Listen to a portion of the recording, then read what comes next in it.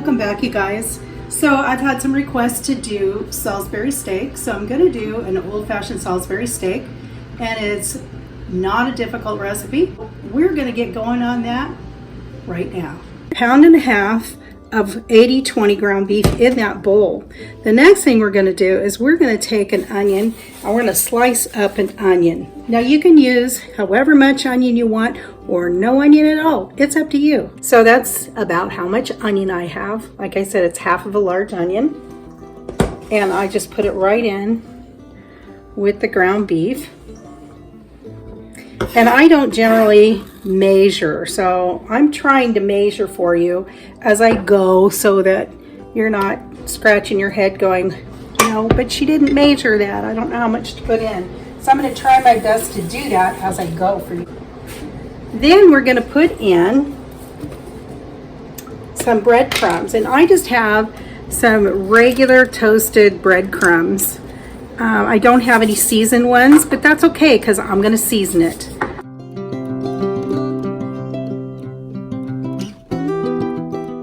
Just like that. And then we're going to put some garlic, a good healthy teaspoon of garlic. Okay. We're going to put some stone ground mustard in this next. That's probably about 2 tablespoons that I put in there. Okay. Then we got the good old W sauce, the Worcestershire. Shake that up a little bit. And I'm putting about a teaspoon of Worcestershire in there. Just enough, but not too much. Ketchup. We need a little bit of ketchup. Not a ton, but a little. So we're going to put about 3 tablespoons of ketchup in there. Next. Oh yes, you knew it was coming, right? So we have about a teaspoon of Lowry seasoning.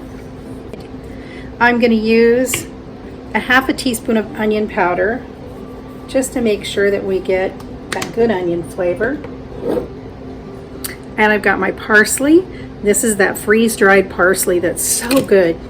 So I'm going to go ahead and put about a tablespoon of parsley in there. Okay. Now to top that off with, so I'm going to put 2 eggs in this.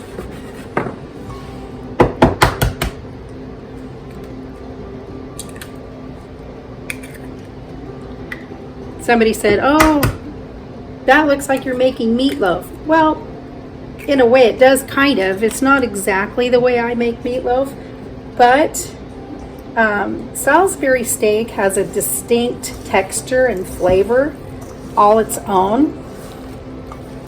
Now remember, guys, as we're pulling this together, be gentle and just kind of lightly incorporate your ingredients. Don't want to get too crazy with over mixing, because that's when you get that really dense thing on the hamburger and it's just not what people are looking for. Oh, I forgot to put black pepper in here. Hang on one second, let me grab the black pepper.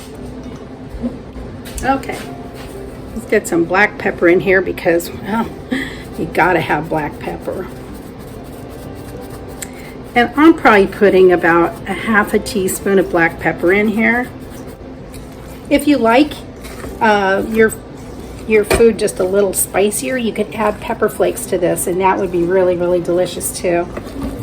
We're going with just the good old regular recipe today.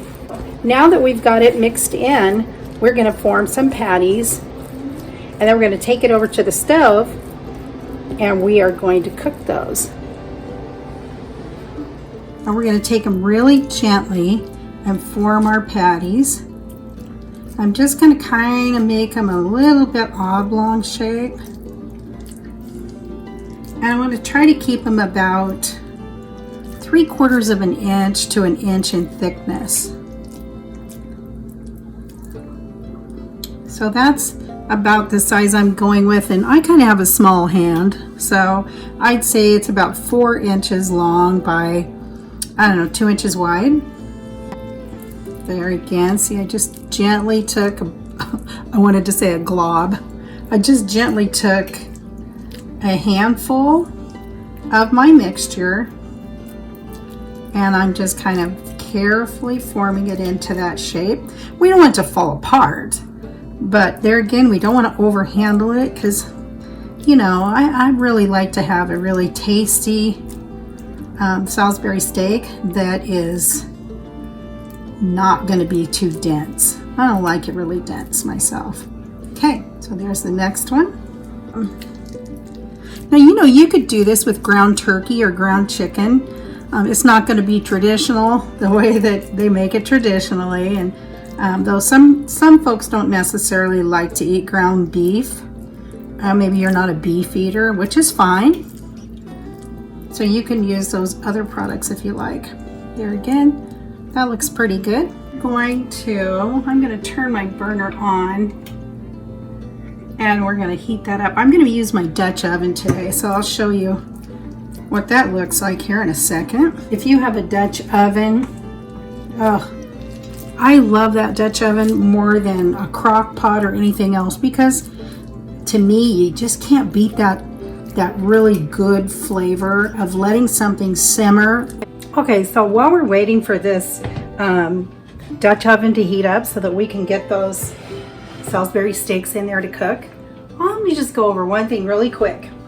It really doesn't take that long to make this particular recipe homemade, and I'll tell you, it is so good. It's much more flavorful than going out to fast food, frankly, and it's more of a wholesome meal. I'm going to serve it with mashed potatoes today, but really what I'm going to do most today, you know what, there are days you just don't feel like doing any cooking at all. Just take it out, let it sit on the counter for about half an hour, and then pop it in the microwave and reheat it, and it reheats really well. So please let me know what you think, and if you haven't hit that subscribe button yet, I'd appreciate it if you did. You can hit the subscribe button, and right below that is a little bell, and if you click on that, it lets you know when I upload my videos. There you have it. It's just super simple down-home cooking, and we're going to be expanding maybe a little bit and doing some other things, but that's what we're focused on right now. And it looks like our pan is just about ready, so let's get going on this.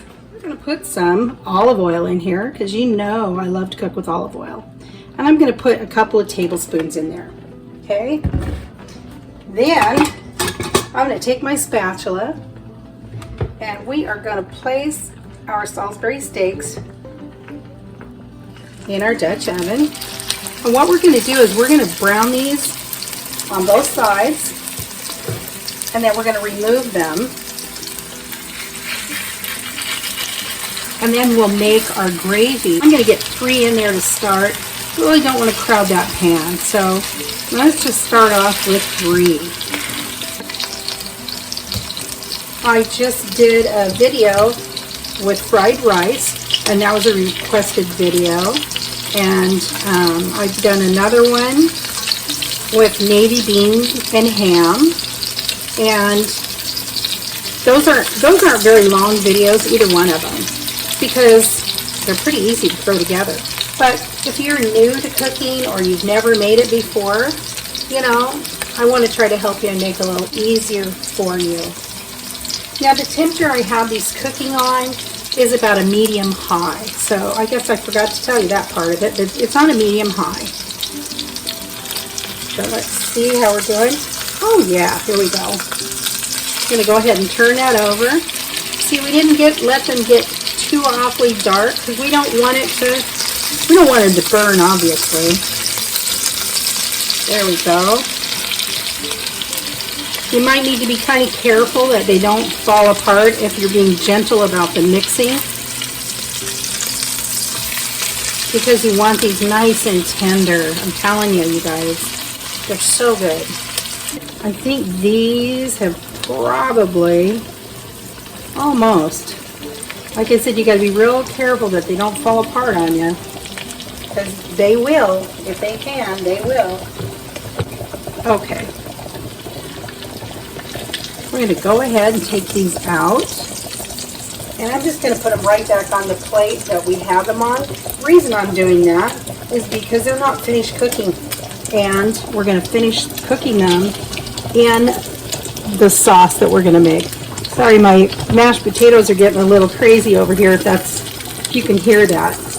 I just turned them down.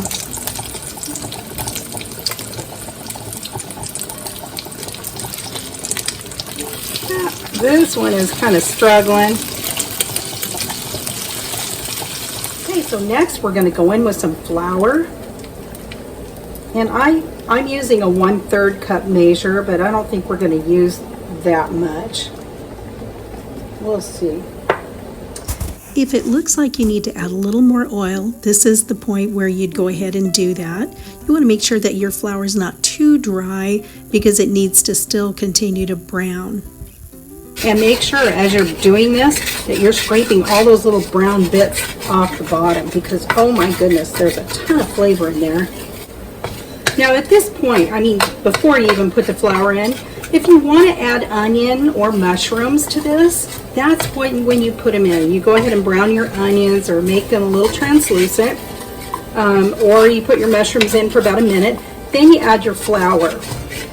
But we're going to just go with a basic brown gravy sauce.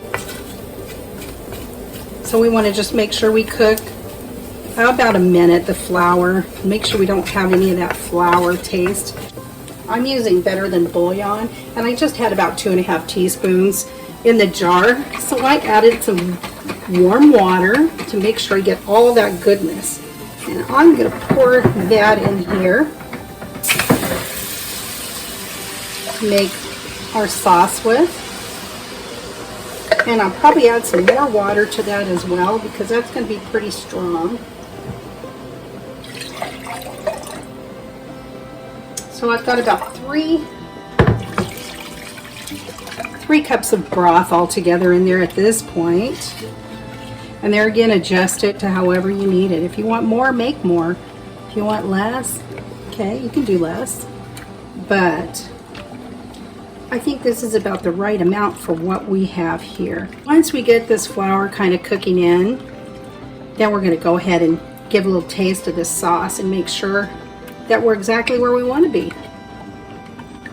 Then we'll add our Salisbury steaks back in to let them finish cooking. And there's our gravy. Let's taste that and see what that's like, shall we?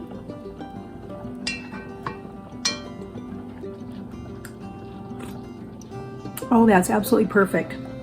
Okay, so we're going to put these back in here and we are going to let them simmer on low and finish cooking on low. If you're just using 1 pound of hamburger or ground beef, then I say that 1/3 of breadcrumb is enough. There we go. Now we're just going to let those simmer and finish cooking in our sauce. And oh, what a good sauce that is. Let's let that simmer. And I'd say we're going to let it simmer for about 15 minutes. And then they'll be done. And I'm going to show you how it came out. Stay tuned, guys.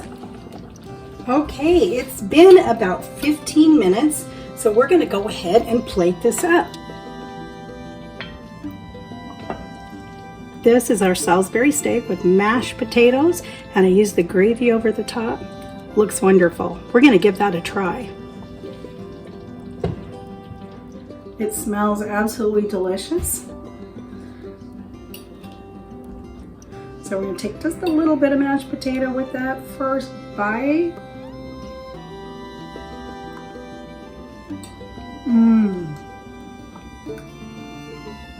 This is absolutely delicious. The Dijon mustard really gives it a great flavor. It's not boring. There's nothing boring about this. It has a lot of flavor. It's rich. This is definitely comfort food at its finest. So listen, if you guys have never made homemade Salisbury steak, give this a try. It's super easy, super delicious, great dinner. So if you guys haven't done this, give it a try. It is absolutely wonderful. All right, we'll see you next time. Bye, guys. Mmm.